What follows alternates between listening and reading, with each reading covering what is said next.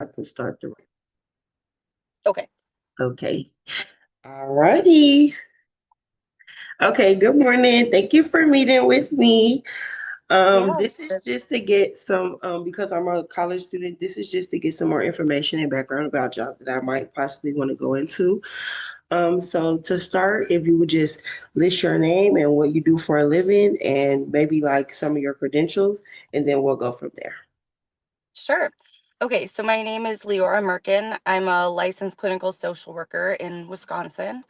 And I have two clinical jobs right now. I do in-home therapy, which involves going to the client. It's usually somebody who's older or can't drive for whatever reason, and actually meeting with them in their home. The other thing I do is I have a small private practice where I see people independently through video calls.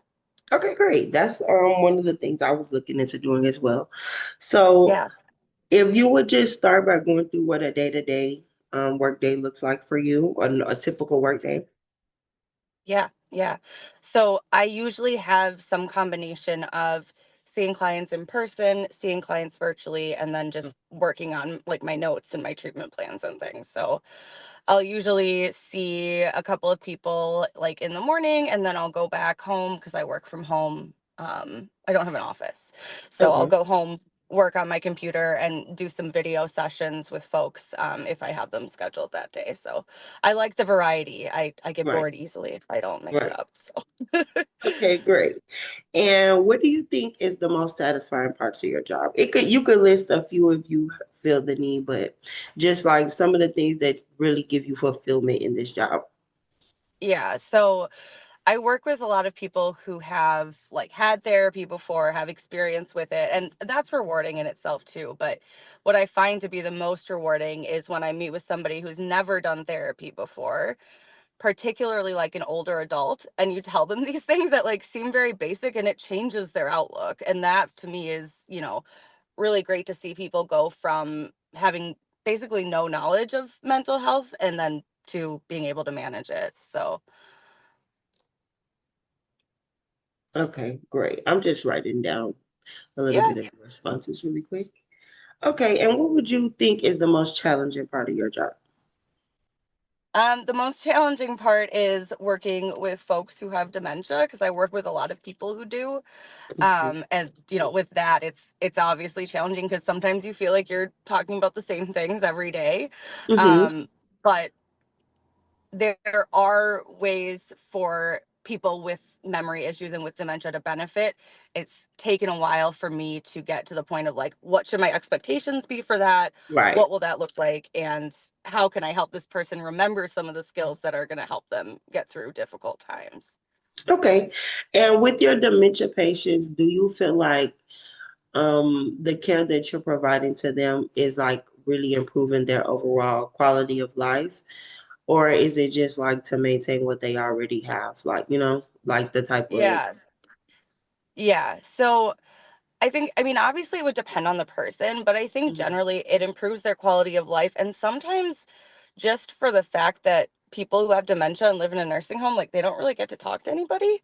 Mm, So, just being able to have conversations, talk about themselves, talk about things that are on their mind can, I think, just brighten their day a little bit and give them a little bit of like mental stimulation in a positive way, other than, kind of sitting and staring at the TV all day.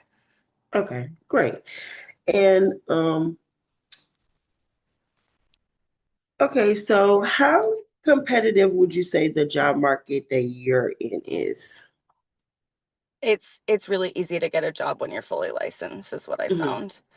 Um, it's much more challenging when you're still have your training license. Mm, Um, but I did find a company when I first got out of grad school that really enjoys like hiring new clinicians and working with them to help them train and then, hopefully having them continue. And that's the in-home therapy job. mm. So that is the first job I had. And after that, I started my own private practice.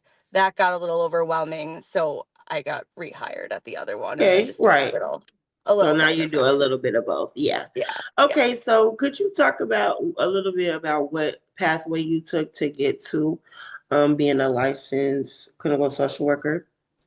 Yeah, so I got my bachelor's like pretty much right after high school. I did Hmm. that at University of Minnesota in Minneapolis, Okay. and the degree I got was a bachelor's of family and social sciences. So Okay.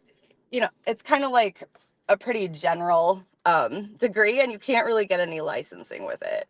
Right. So after I got that degree, I found that I wasn't able to get a job that I could really make ends meet with without having a graduate degree. So Okay. that's when that's when I ended up going back for my master's in social work. Um, and I didn't really know what kind of social work I wanted to do. And I, through my professors and through the classes I took, kind of decided I wanted to do clinical, I wanted to do therapy.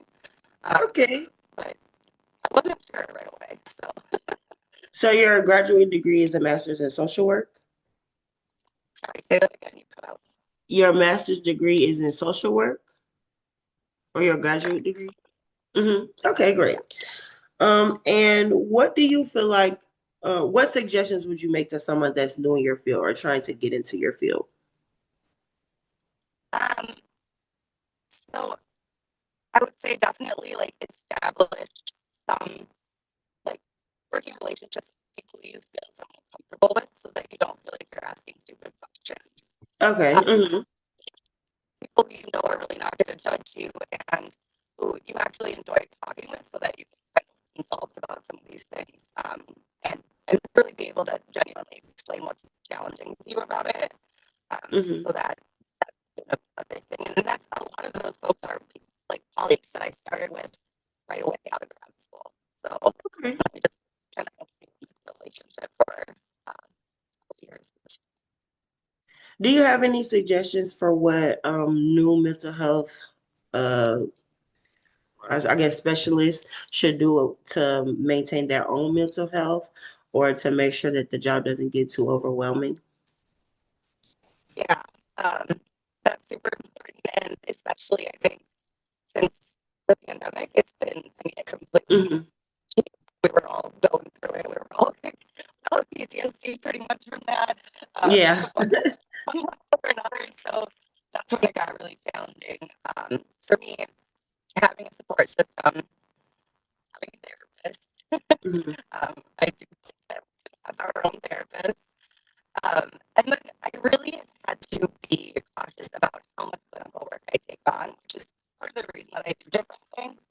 Um, but especially since the pandemic, it, having a lot of sessions throughout the day has been really challenging.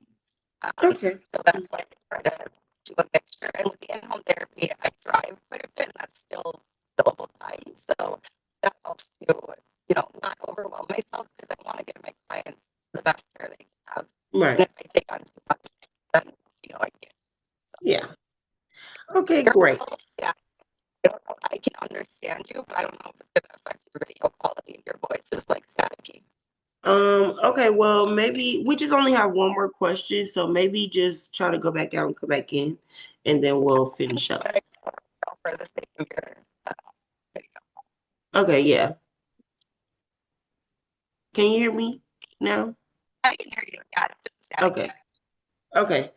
Um, okay, the last question I have, well, do you have any feedback about the way that I conducted this interview, or overall, what would you say about my interview skills? I think you have strong interview skills.